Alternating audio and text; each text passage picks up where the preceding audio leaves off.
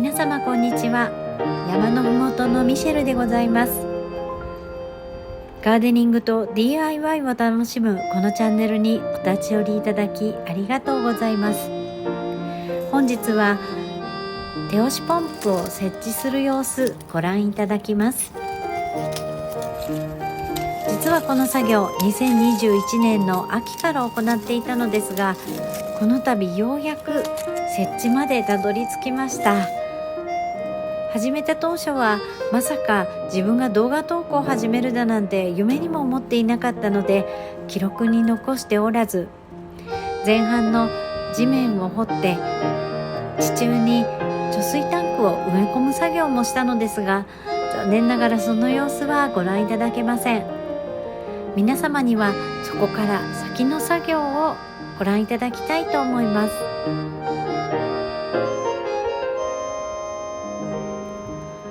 それでは本日もよろしければ最後までご一緒に。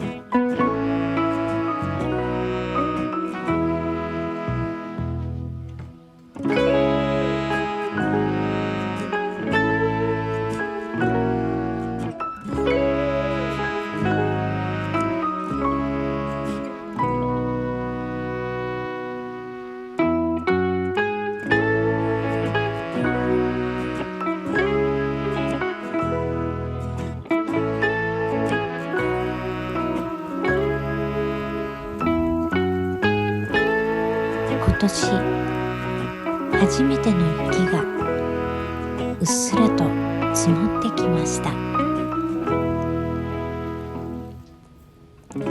しかし小さな山のふもとの我が家ではお日様に照らされてあっという間に溶けてしまうでしょう。そんな寒さの中でも花をつける子や新芽の美しさを見せてくれる子、